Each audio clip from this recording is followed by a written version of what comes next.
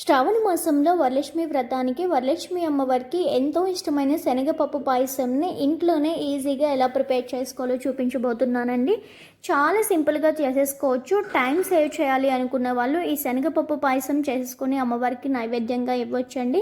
తక్కువ టైంలో అయిపోతుంది, క్విక్గా చేసేసుకోవచ్చు. దీనికోసం ముందుగా ఒక అరగంట పాటు నానబెట్టి పెట్టుకున్న హాఫ్ కప్పు శనగపప్పును తీసుకొని ఈ విధంగా కుక్కర్లో వేసుకుంటున్నాను.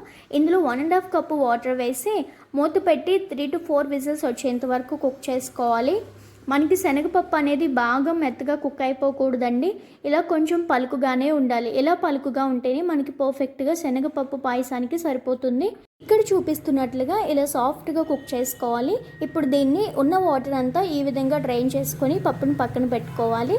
ఇప్పుడు పెనంలోకి అరకప్పు బెల్లం, అరకప్పు వాటర్ వేసి బెల్లం అంతా కరిగేంత వరకు మరిగించుకోవాలి. మీరు స్వీట్ ఎక్కువ తినే వాళ్ళు అయితే 1 కప్పు వరకు కూడా బెల్లం తీసుకోవచ్చు. ఈ విధంగా బెల్లం మొత్తం కరిగిన తర్వాత ఇందులోకి మనం ఉడకబెట్టి పెట్టుకున్న పప్పుని కూడా వేసి ఒక 2 మినిట్స్ బాగా ఉడికించుకోవాలి. ఇలా కాస్త ఉడికిన తర్వాత ఇప్పుడు ఇందులోకి 2 టేబుల్ స్పూన్ల వరకు ఉప్మా రవ్వ వేసుకోండి, సుజీ రవ్వ.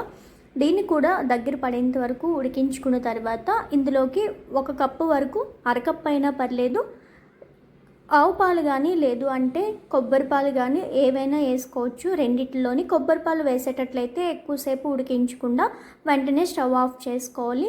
ఇలా కాస్త దగ్గర పడిన తర్వాత అందులోకి మీరు 1/2 టీ స్పూన్ ఇలాచీ పౌడర్, 2 టేబుల్ స్పూన్ల వరకు కొబ్బరి తురుము కానీ కొబ్బరి పౌడర్ కానీ వేసుకోండి ఎక్స్ట్రా రిచ్నెస్ కోసం.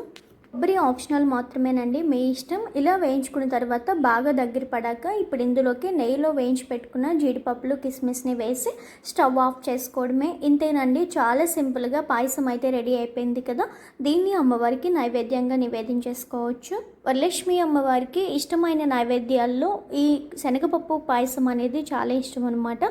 మీకు కూడా ఈ రెసిపీ నచ్చితే కనుక మీరు కూడా డెఫినెట్గా ట్రై చేసి ఎలా వచ్చిందో కామెంట్ చేయడం మర్చిపోవద్దు. అలాగే మరెన్నో వీడియోస్ కోసం నా ఛానల్ని లైక్ చేసి, షేర్ చేసి, సబ్స్క్రైబ్ చేసుకోండి. Thank you for watching.